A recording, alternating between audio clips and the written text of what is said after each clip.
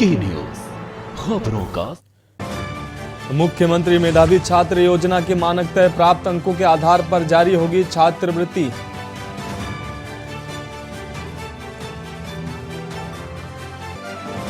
Cabinet फैसले का शासनादेश जारी, 6 माह में पुरानी इमारतों में बनाने होंगे e charging station.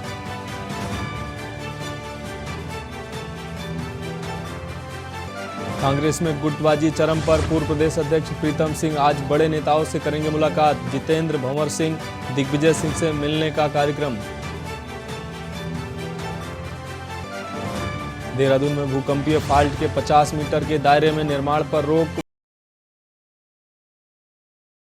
Buffer zone में राइज निर्माण की अनुमति।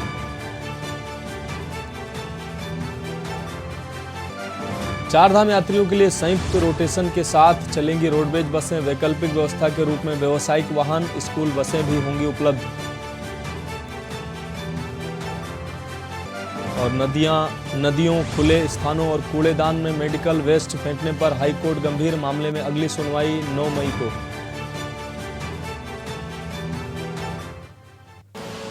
आप देख रहे हैं की न्यूज खबरों का सारथी। नमस्कार, खबर उत्तराखंड में आपका स्वागत है। मैं हूं मनोज मानस। रुक करते हैं खबरों का। खबर देहरादून से आ रही है। उत्तराखंड में फिर बढ़ने लगे कोरोना के मामले। आपको बता दें, कोरोना के 51 नए मामले सामने आए हैं।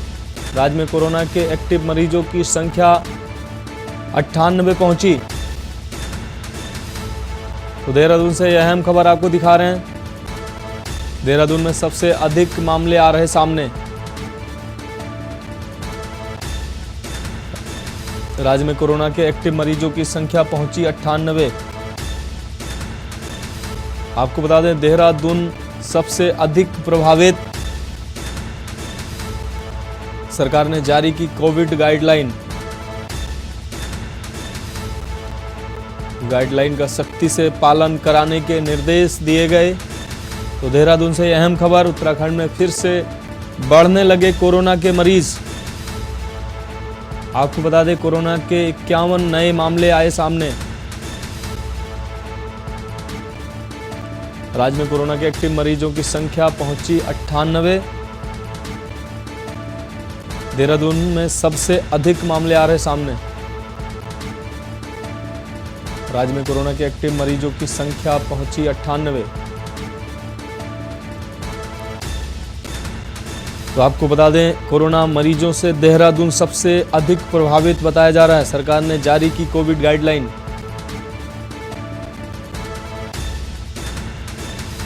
का सख्ती से पालन कराने के निर्देश जारी किए गए।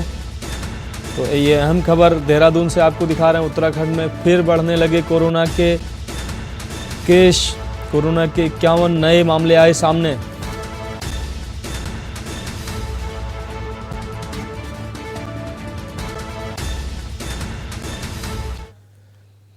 बात करते हैं अगली खबर की। देहरादून से अगली खबर आ रही है। 2500 से ज्यादा रोडवेज कर्मियों का महंगाई भत्ता बढ़ा। आपको बता दें, रोडवेज कर्मियों का महंगाई भत्ता 4% बढ़ा।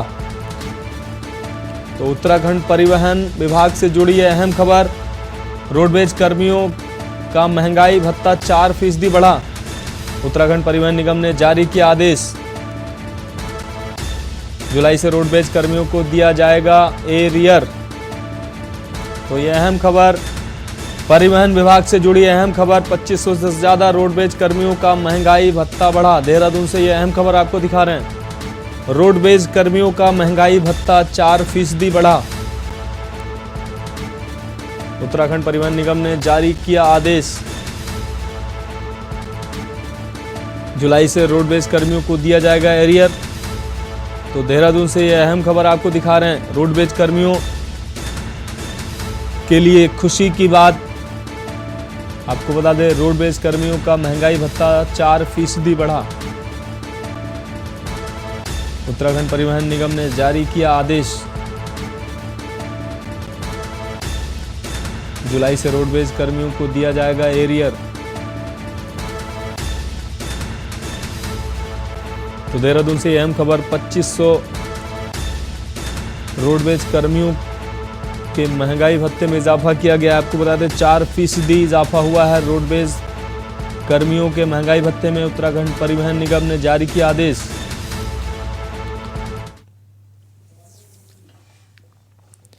अब बात अगली खबर की। उत्तराखंड में 2024 के लोकसभा चुनाव को जीतने के लिए एक और जहां भाजपा पूरी ताकत के साथ चुनाव को फतेह करने की तैयारियों में जुटी है, तो वहीं दूसरी ओर उत्तराखंड कांग्रेस अपने ही नेताओं की नाराजगी में उलझी हुई है।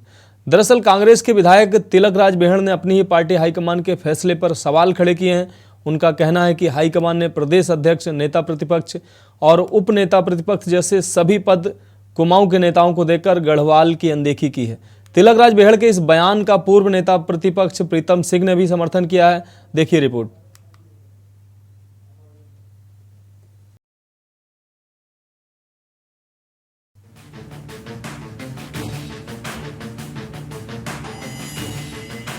उत्तराखंड में 2024 के चुनावी दंगल को जीतने के लिए सभी राजनीतिक दल अपनी अपनी तैयारियों में जुटे हैं। इन तैयारियों को आगे बढ़ाते हुए भाजपा अन्य दलों से काफी आगे निकल गई है। बीजेपी ने चुनावी तैयारियों को आगे बढ़ाते हुए चुनावी दंगल को जीतने के लिए अभी से तैयारियां शुरू कर दी हैं। इसी कड़ी में राज्य के मुख्यमंत्री पुष्कर सिंह धामी प्रधानमंत्री नरेंद्र मोदी समेत केंद्र के तमाम सीनियर मंत्रियों से मुलाकात कर राज्य के लिए करोड़ों की सौगात लाने का प्रयास कर रहे हैं।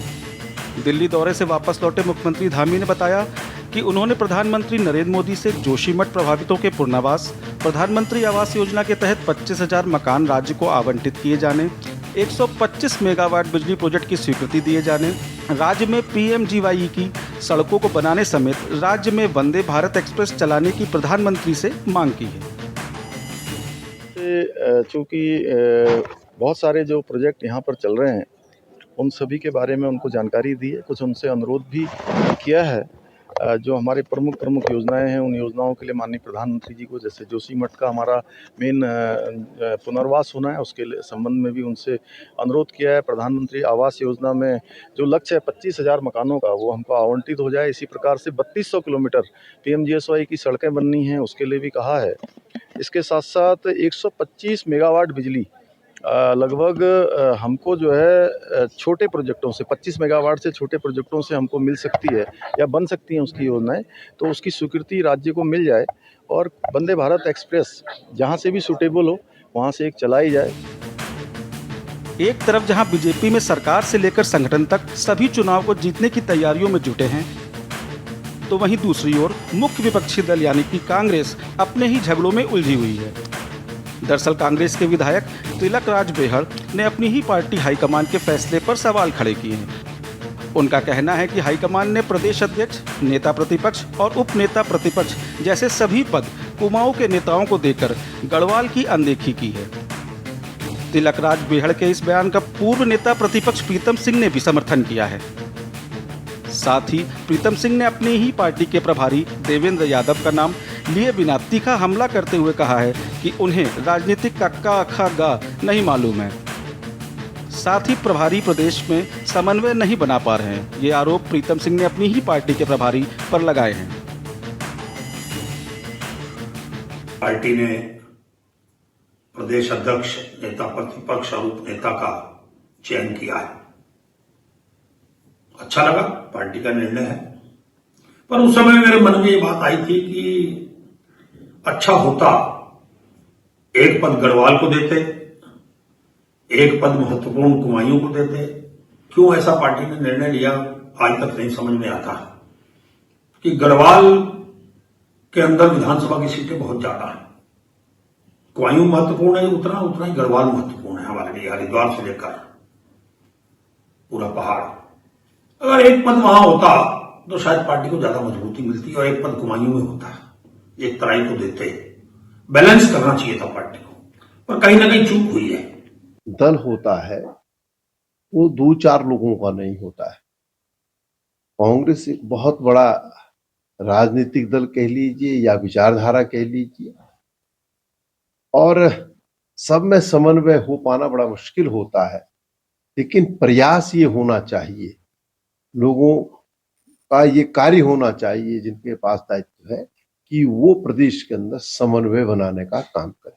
और खास तौर से ये जिम्मेदारी जो राष्ट्रीय नेतृत्व द्वारा प्रभारी नियुक्त किए जाते हैं उनकी बनती है। देखिए, कांग्रेस तो नेतृत्व विहीन हो गई है। कांग्रेस में जिस तरीके से गुटबाजी हो रही है, सिर फुटबॉल हो रहा है, नेता एक दूसरे को हिंदी वर्णमाला की बातें बता रहे हैं कि किसी को क ख ग नहीं पता है, किसी को ABCD नहीं पता है, और एक दूसरे के खिलाफ सार्वजनिक रूप से बयान दे रहे हैं। तो ये कांग्रेस का कारक जो है, कांग्रेस आज जिस हालत में गई है उसके लिए नेता ही तो जिम्मेदार है। कांग्रेस को जनता ने इसीलिए तो नकार दिया है कि जब कांग्रेस के नेता एक दूसरे को नेता मानने को तैयार नहीं है, इस तरीके की बातें करके अपने ही नेताओं के खिलाफ बोल रहे हैं, तो ये कांग्रेस को मुबारक हो। कांग्रेस का हाल जो होना था इससे भी बुरा हाल होने वाला है। इसी कांग्रेस का अपना अंदरूनी मामला है, लेकिन जैसे देखा जा रहा है कि तिलकराज बेहड़ जी ने साफ जो है नाराजगी व्यक्त की है, और उन्होंने कहा कि मैं बीमार था और बीमार के चलते मुझे किसी ने मतलब सुना नहीं मेरी बात को, लेकिन जो है ये आगे आने वाले समय में उन्होंने एक चीज़ से चेतावनी दे दी है कि आगे आने वाले समय में ये कांग्रेस के लिए जो है गड्ढा खोदेगी। और मैं तो यहीं पर नहीं रुकूंगा, मैं ये भी कहूँगा कि अभी जो प्रीतम सिंह जी ने सीधे सीधे जो है अपने प्रभारी पर जो है सवाल खड़े कर दिए कि उन्हें राजनीति का ABC तक नहीं आता है। तो इससे तो साफ लगता है कि मतलब इसका पतन तय है। जब वास्तव में जिस पार्टी का प्रभारी ABC नहीं जानता है तो निश्चित ही लग रहा है। कुल मिलाकर 2024 के चुनावी दंगल से पहले कांग्रेस अपने ही नेताओं की बयानबाजी में उलझ गई है। निश्चित ही कांग्रेस हाईकमान के लिए अपने नेताओं की इस नाराजगी को दूर करना आसान नहीं होगा, लेकिन सवाल ये है कि अगर नेताओं में अभी भी नेतृत्व को लेकर नाराजगी होगी तो पार्टी कैसे चुनावी तैयारियों को आगे बढ़ाएगी, कैसे कांग्रेस भाजपा का मुकाबला कर पाएगी। यह कांग्रेस को चुनाव में गढ़वाल की अनदेखी भारी पड़ेगी। ऐसे अनगिनत सवाल हैं जिसके जवाब का सबको इंतजार है। देहरादून से के न्यूज़ इंडिया के लिए अंकित कलक रिपोर्ट।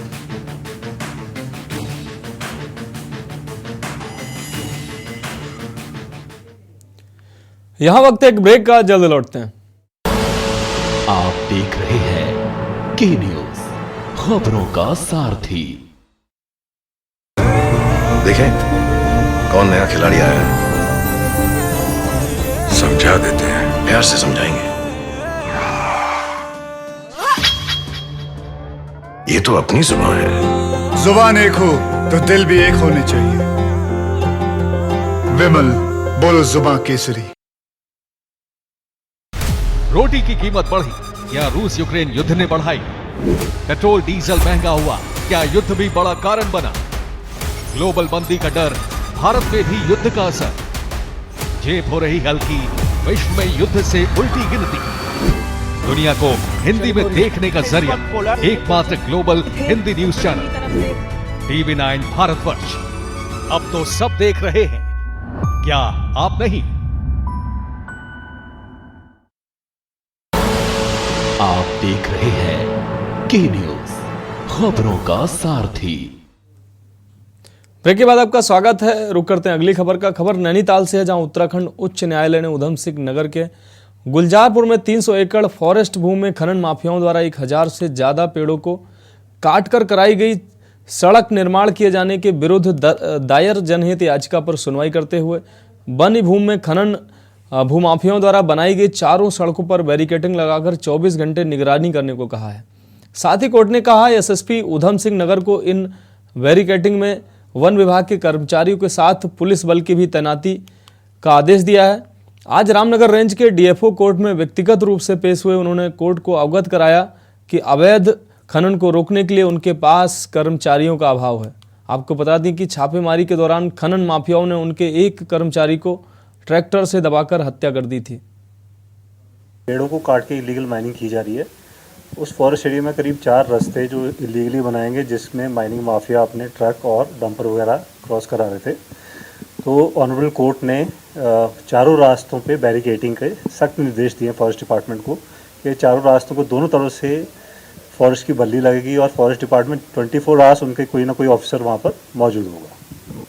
जब ये निर्देश दिया गया तो DFO प्रेजेंट थे कोर्ट में, तो उनके द्वारा ये कहा गया कि फॉरेस्ट डिपार्टमेंट को भी खतरा है उन माइनिंग माफियाओं से और पहले भी हमला हो चुका है। तो तब एसएसपी उधम सिंह नगर को निर्देश दिए गए हैं कि रिक्वायर्ड टीम और जो भी हेल्प फॉरेस्ट डिपार्टमेंट को चाहिए, पुलिस की सपोर्ट उनको दी। खबर हरिद्वार से। हरिद्वार की सुगल मिल का पेराई सत्र अंतिम चरण में चल रहा है। आपको बता दें, पेराई सत्र के समापन से पहले किसानों का गन्ना चीनी मिलों पर पहुंच जाए, इसलिए समिति ने लिब्रा हेडी सरकारी सहकारी गन्ना समिति के सभागार में गन्ना पर्यवेक्षक, चीनी मिल के गन्ना मैनेजर की बैठक आयोजित कर किसानों की समस्या के समाधान पर चर्चा की। बैठक में पहुंचे सुशील राठी ने बताया कि पेराई सत्र के समापन होने के बाद अधिकतर किसानों का गन्ना बचा रहता है, जिससे किसानों को भारी परेशानी का सामना करना पड़ता है। लेकिन इस बार पेराई सत्र में 100% किसानों का गन्ना मिलों तक पहुंचाया जाएगा, जिसके लिए गन्ना पर्यवेक्षक और सुपरवाइजर को निर्देशित किया गया है। किसानों के गन्ना की रिपोर्ट 3 दिन के अंदर गन्ना समिति को भेजने का निर्देश दिया है, ताकि भविष्य में किसानों को परेशानी का सामना न करना पड़े। किसानों के खेत में गन्ना के समाप्त होने के बाद ही पेराई सत्र समाप्त किया जाएगा।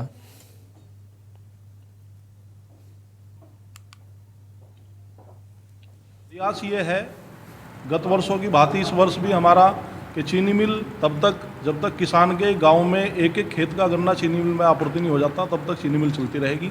संभावित अभी देखने में आ रहा है कि अप्रैल के अंतिम सप्ताह तक हमारा पेराई सत्र जा रहा है। कैलेंडर भी उसी स्पीड में चल रहा है और आगे जो उस पर निर्णय लिया जाएगा, वो संयुक्त जो भी निर्णय होगा उसका सभी लोग मतलब फॉलो करते हुए समस्त किसानों का गन्ना हम आपूर्ति कराएंगे। ये जो पेराई सत्र है 2022-23 वो अपने अंतिम चरण में है और हमारा प्रयास है कि जो किसान है, गन्ना किसान है, उनका समस्त गन्ना चीनी मिल को चला जाए, समय पे चला जाए।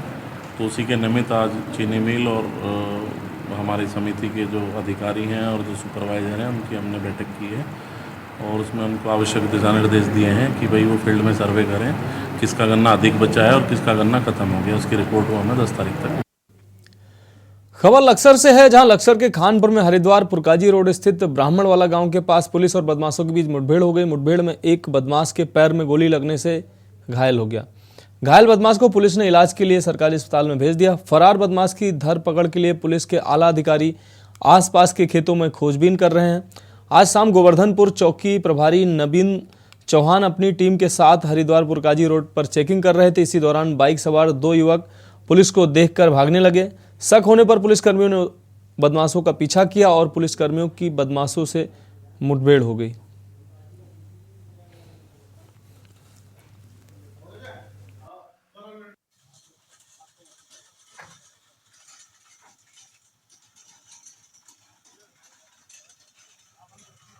बाइक सवार जो है मुजफ्फरनगर साइड से थाना खानपुर क्षेत्र में आ रहा था, उसको एक रूटीन की चेकिंग की जा रही थी। वहाँ इंस्पेक्टर नवीन जोशी थे और उनके द्वारा बाइक सरमार जो है गाड़ी नहीं रोकी। जब उसका पीछा किया गया तो गन्ने खेत में भागे और फायर किया पुलिसकर्मी के ऊपर, जिस पर जवाबी कार्रवाई में भी पुलिसकर्मियों द्वारा फायर किया गया, जिससे एक बदमाश के पैर में गोली लगी। अभी प्राथमिक रूप से जो जानकारी मिली है उसमें वो बदमाश मुजफ्फरनगर साइड का अभी इसकी तस्दीक हुआ, जिससे आपराधिक इतिहास के बारे में पता चला है। ये लोग किस प्रयोजन से यहाँ पर आए थे और क्या मंसूबे थे, इस संबंध में उससे पूछताछ की जाएगी। अभी चूंकि उसको घायल अवस्था में है तो उसको रुड़की सिविल अस्पताल में वहाँ पर एडमिट कराया गया। वक्त है एक ब्रेक का, जल्द लौटते हैं। आप देख रहे हैं के न्यूज खबरों का। आप देख रहे हैं के न्यूज खबरों का सारथी। ब्रेक के बाद आपका स्वागत है। बढ़ते हैं खबरों की ओर। श्री बालाजी मंदिर समिति रूपनगर के तत्वाधान में श्री हनुमान जन्मोत्सव बड़ी धूमधाम से मनाया गया। इस दौरान भगवान गणेश की 15 फुट की प्रतिमा के साथ उनकी सवारी चूहों ने भक्तों को काफी रिझाया। भगवान श्री राम, माता सीता, लक्ष्मण और हनुमान ने भक्तों का मन मोह लिया। साथ ही राधा और कृष्ण भी भक्तों के साथ मिलकर यात्रा में जमकर नाचे। हनुमान जी के साथ बांके बिहारी की रासलीला और भोलेनाथ के अघोरी रूप भी झांकी की शोभा यात्रा में आकर्षण का केंद्र रहा। बालाजी महाराज के दरबार से निकली भव्य शोभा यात्रा भक्तों के लिए आकर्षण का केंद्र रही। शोभा यात्रा शिशु मंदिर से शुरू होकर मंगल पड़ाव, सिंधी चौराहा, काला Dhungi road, jail road, Mukhani चौराहा, हीरानगर चौराहा से होते हुए मंदिर प्रांगण में पहुंचकर संपन्न हुई।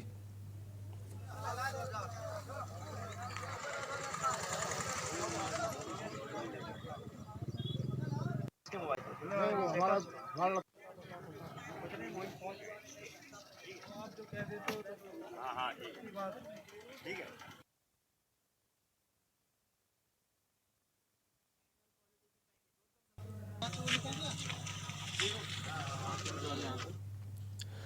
भाजपा का कल स्थापना दिवस था और भाजपा कल 43 साल की हो गई। 6 अप्रैल 1980 को जब ये पौधा रोपा गया था तो लगा नहीं था कि अपने शुरुआती स्वरूप जनसंघ से कई गुना बड़ा पेड़ लगेगा, इतना बड़ा पेड़ कि बाकी पेड़ इसके आगे बौने हो जाएं। ऐसे में 2 सांसदों की पार्टी से लेकर विश्व की सबसे बड़ी पार्टी बनने तक भाजपा का यह सफर आसान नहीं था। देखिए रिपोर्ट।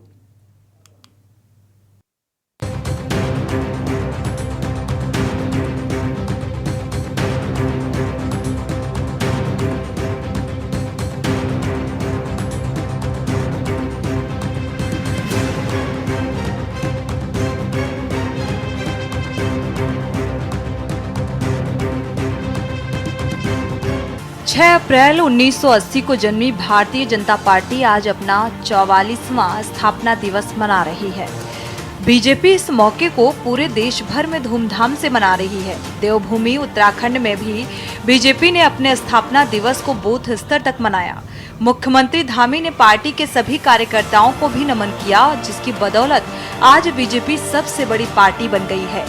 वहीं बीजेपी प्रदेश अध्यक्ष महेंद्र भट्ट ने कहा कि पार्टी का लक्ष्य है कि समाज के हर वर्ग को पार्टी से जोड़ा जाए और इसको लेकर पार्टी कार्य कर रही है। विकल्प रहित संकल्प की दिशा में पार्टी कार्य कर रही है।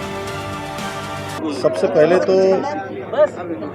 पार्टी के स्थापना दिवस को और हनुमान जयंती को दोनों की सभी को बहुत बधाई देता हूँ, बहुत शुभकामनाएं देता हूँ। और इस अवसर पर उन सभी महान आत्माओं को, उन सभी महान कार्यकर्ताओं को जिन्होंने अपना तिल जलाकर भारतीय जनता पार्टी जैसे पौधे को लगाया और वो पौधा आज बट वृक्ष का रूप लेकर संपूर्ण भारत की सेवा में लगा हुआ है, संपूर्ण विश्व को कहीं न कहीं प्रकाशमान करने का काम कर रहा है। आदरणीय प्रधानमंत्री जी का आज बहुत ही प्रेरणादायी संबोधन सभी कार्यकर्ताओं के लिए हुआ है। केवल उनके संबोधन में कि भारतीय जनता पार्टी केवल चुनाव तक सीमित नहीं है, चुनाव जीतने तक सीमित नहीं है। हम उत्तराखंड के अंदर भी माननीय प्रधानमंत्री जी के प्रेरक उद्बोधन से प्रेरित होकर जन जन का विश्वास जीतने का काम करेंगे, जन जन का दिल जीतने का काम करेंगे। आज हमारी पार्टी के 44 स्थापना दिवस पर देश के प्रधानमंत्री आदरणीय नरेंद्र भाई मोदी जी द्वारा प्रत्येक देश के बूथ स्तर के कार्यकर्ता का मार्गदर्शन किया। हमारे उत्तराखंड में भी हमने सभी जिला केंद्रों पर, मंडल स्थलों पर और बूथ स्तर पर प्रधानमंत्री के उद्बोधन को कार्यकर्ताओं को सुनाने का हमने पूरा कार्यक्रम उससे तय किया था। और मुझे बताते खुशी है, अभी तक की जो जानकारी हमको प्राप्त हुई है, लगभग 90% बूथों पर हमारे कार्यक्रम आज हुए हैं।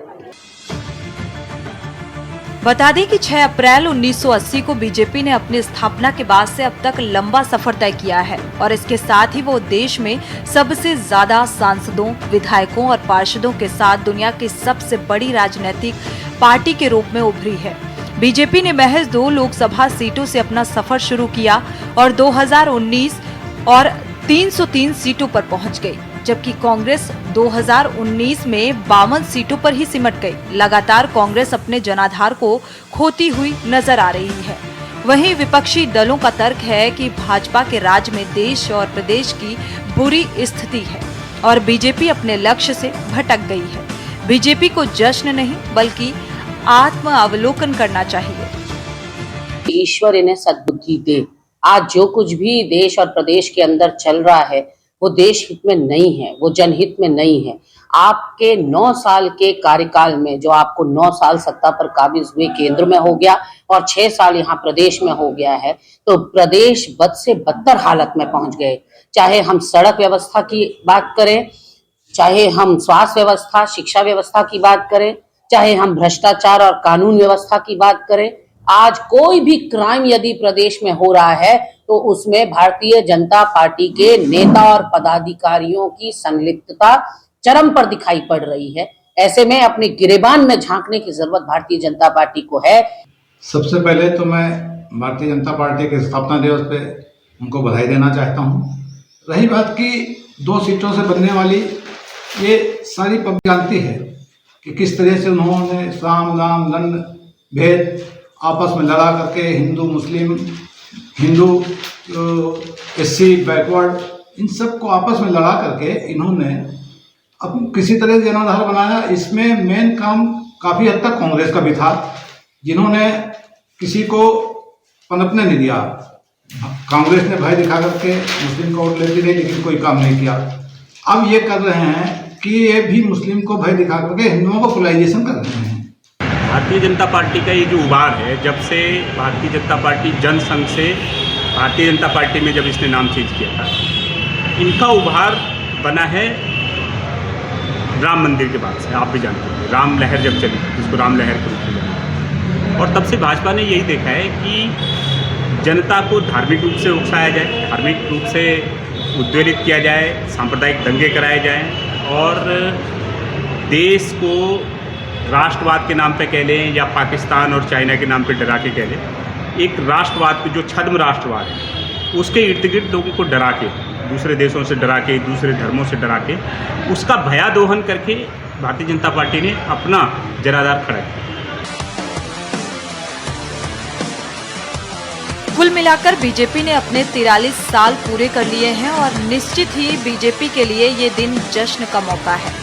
भाजपा विकल्प रहित संकल्प को साकार करने की कोशिश में लगी हुई है, जबकि विपक्ष पूरी ताकत के साथ बीजेपी का मुकाबला करने में लगा हुआ है, जिसमें उसे फिलहाल जीत मिलती हुई नजर आ रही है। ऐसे में सवाल ये है कि क्या बीजेपी विकल्प रहित संकल्प को पूरा कर पाएगी? क्या देश में सिर्फ बीजेपी ही एकमात्र विकल्प बचेगा? क्या 2024 में एक बार फिर मोदी मैजिक काम करेगा? क्या बीजेपी की सबसे बड़ी ताकत धर्म की राजनीति है या फिर विकास की राजनीति भाजपा को आगे बढ़ा रही है? देहरादून से के न्यूज इंडिया के लिए अंकित काला की रिपोर्ट। खबर उत्तराखंड में अभी के लिए इतना ही। मुझे दीजिए इजाजत और आप देखते रहिए के न्यूज इंडिया। आप देख रहे हैं